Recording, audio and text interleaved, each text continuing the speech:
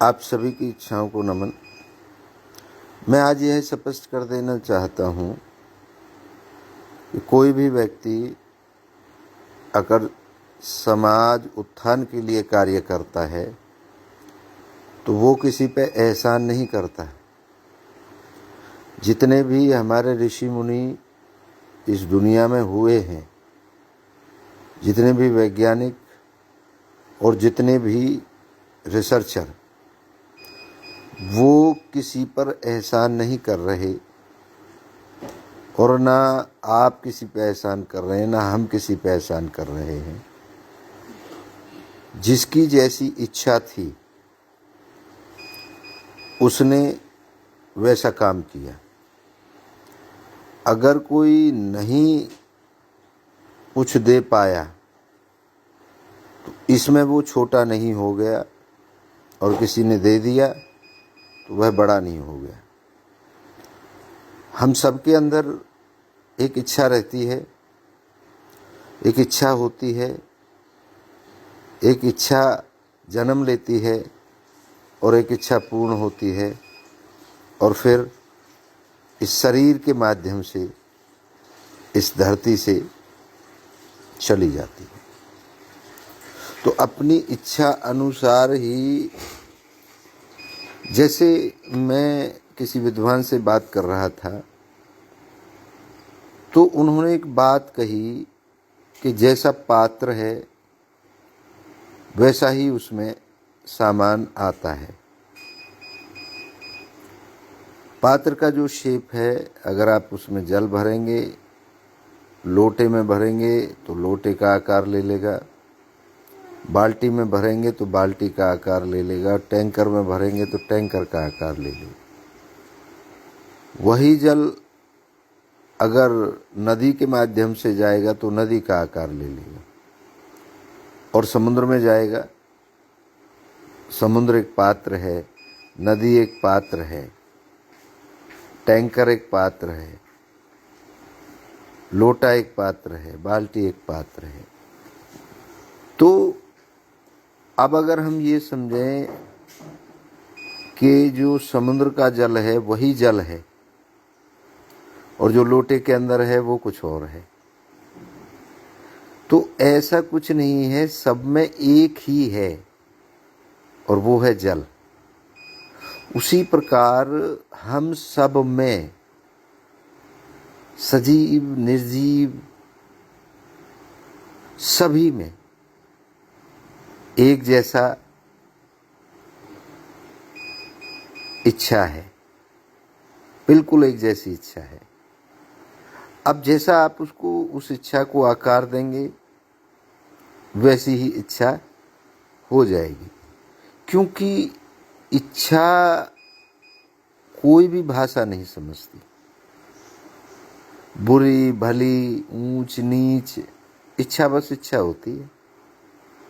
आपकी इच्छा किसी को गाली देने की हो रही है तो वो पूर्ति हो जाएगी, और आपकी इच्छा किसी से प्रेम करने की हो रही है तो वो पूर्ति हो जाएगी।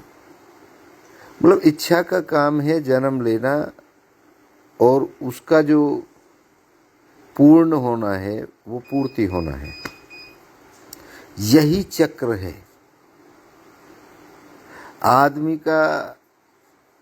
सजीव जितनी भी चीजें हैं वो जन्म लेता है और पूर्ति हो जाती है उसकी मृत्यु पे। कहने का मेरा मतलब ये हो गया, आप अगर अपने आप को ठीक रख पा रहे हैं तो आपका पात्र इतना बड़ा है, इच्छा आपकी उतनी सक्रिय रहेगी। आप अपने परिवार को सक्रिय और पूरा कर पा रहे हैं तो आपका पात्र परिवार के लायक है। आप किसी गांव को करना मतलब उसके अंदर कार्य कर पा रहे हैं तो आपका पात्र गांव के बराबर है। तो इच्छा का पात्र कभी भी छोटा और बड़ा नहीं होता। इच्छा का जो मूल है वो हम सबके अंदर एक है, और तभी मैं कहता हूँ कि मैं आपका मित्र हूँ, गुरु नहीं। क्यों? क्योंकि मुझे ज्ञान है कि आपके अंदर जो इच्छा है, मेरे अंदर वो इच्छा है, तो दोनों इच्छाएं समान हैं। अगर मैं एक पर्टिकुलर टाइप की वस्त्र धारण करता हूँ, तो इसका मतलब ये नहीं हो गया कि मेरी इच्छा आपकी इच्छा से बड़ी हो गई। मैं पर्टिकुलर टाइप का खाना खाता हूँ, तो इसका मतलब ये नहीं हो गया कि मेरी इच्छा आपकी इच्छा से बड़ी हो गई। मैं पर्टिकुलर टाइप से सोचता हूँ, किसी के भले की या किसी के बुरे की, तो ऐसा नहीं हो गया कि मैं आपसे बड़ा हो गया। नहीं, पात्र का साइज छोटा बड़ा हो सकता है, लेकिन उस पात्र के अंदर जो जल है वो तो समान है। और जितना जैसा पात्र होगा वैसा ही जल उसमें आपको दिखेगा। इच्छा जैसी आपकी होगी, आप अगर किसी का नुकसान करना चाहते हैं तो पात्र नुकसान वाले में जाएगी, और भलाई का है तो भलाई वाले पात्र में जाएगी। तो मैं ये नहीं कहता कि मैं ही ठीक कहता हूँ, नहीं, मैं अपना विचार रखता हूँ।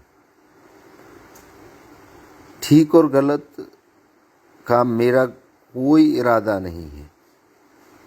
मैं एक सोचने का नज़रिया रखता हूँ अपना। मैंने जो एक दर्शन लिखा है,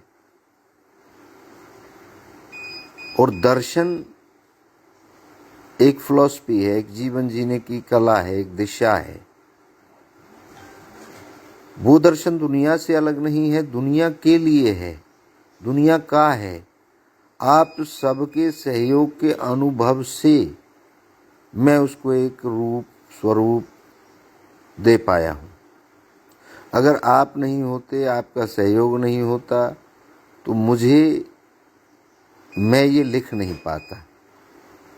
मुझे जिन्होंने गालियाँ दी, जिन्होंने प्यार किया, जिन्होंने हमला किया, जिन्होंने रक्षा की, जिन्होंने सहयोग दिया, जिन्होंने नफरत की, उन सब का मिश्रण, उन सब का लाड, उन सब का प्यार, उन सब की नफरत का नतीजा है ये दर्शन। मानव की भावनाओं को जान पाया। अगर मुझे सभी प्यार करते तो शायद मैं नहीं लिख पाता।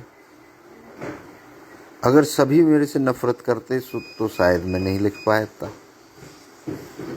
सभी मुझे बुरा कहते तो शायद मैं नहीं लिख पाता। जिंदगी में अगर आपकी बुराई करने वाले लोग नहीं रहेंगे तो आप बुरे हो जाएंगे। क्यों? वो आपकी जो बुराई करते हैं, जो आपके अंदर कमियां ढूंढते हैं, वो आपके सबसे बड़े मित्र हैं। जो चीज़ आप भी नोटिस नहीं कर पाते हैं, वो दूसरा आदमी आपको बताता है। अब आप उसको अपनी नाकामयाबी में सम्मिलित करें तो ये आपका कसूर है, जबकि वो आपको आगाह कर देती हैं, वो आपको मतलब अलर्ट कर देते हैं, ताकि आप दोबारा ऐसी गलती ना कर पाएं।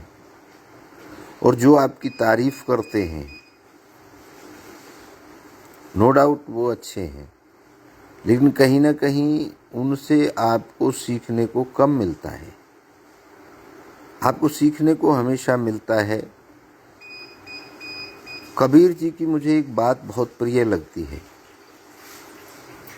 कि जो आपकी बुराई करता है, जो आपसे नफरत करता है, जो आपके प्रेम करता है, उसको अपने आंगन में रखिए ताकि आप अलर्ट रहें। और अगर आपकी तारीफ करने वाले ही आपके इर्द गिर्द रहेंगे तो आप सीख नहीं पाएंगे। आपको हमेशा वही व्यक्ति सिखाता है जो आप पे ज़्यादा ध्यान देता है, जो आपके अंदर कमियां ढूंढता रहता है, वो आपको सबसे जल्दी अलर्ट करता है। तो पता नहीं ये गलत है या ठीक है। मैं तो दोनों को ही प्रेम करता हूँ। जो मेरे को बुरा कहते हैं उनको भी समान प्रेम करता हूँ, जो मुझे अच्छा कहते हैं उनको भी समान प्रेम करता हूँ, और जो कुछ नहीं कहते हैं मैं उनको भी सबको प्रेम करता हूँ। क्योंकि इच्छाएं देखता हूँ मैं सबके अंदर। उसकी अपनी इच्छा है, वो जो करना चाहता है, हमारी अपनी इच्छा है, हम जो करना चाहते हैं। दोनों ही इच्छाएं सम्मानित हैं। दोनों ही इच्छाएं यहाँ इस धरती पर आई हैं तो कुछ करने के लिए आई हैं। एक पिक्चर आप देखते हैं, उस पिक्चर के अंदर अगर केवल हीरो रहेगा, ऐसी मैंने कोई फिल्म देखी नहीं है जिसमें केवल हीरो हो, विलन हो ही ना, तो वो पिक्चर बनी ही नहीं है, और बनेगी तो वो चल ही नहीं पाएगी। तो जब एक पिक्चर के अंदर, एक जीवन के अंदर सुख ही सुख रहेगा, दुख होगा ही नहीं, तो वो जीवन निराशाजनक हो जाएगा। तो मेरे विचार में एक बात आई, मैंने आपके सामने रख दी। कितनी लोगों को ये ठीक लगती है, कितने लोगों को ये गलत लगती है, वो उनकी इच्छा है। इसको मानना नहीं है बिल्कुल भी। विचार करना है, दृष्टिकोण देखना है, भाव देखना है, और ये भाव हो सकता है आपको सुख और शांति प्रदान करे। ऐसी मेरी इच्छा है, और मेरी इच्छा कामना करती है आप सभी की इच्छा पूर्ण हो। आप सभी की इच्छाओं को मैं नमन करता हूँ, धन्यवाद करता हूँ कि आपकी इच्छाएं मुझे बहुत लाड करती हैं, बहुत प्यार करती हैं। धन्यवाद।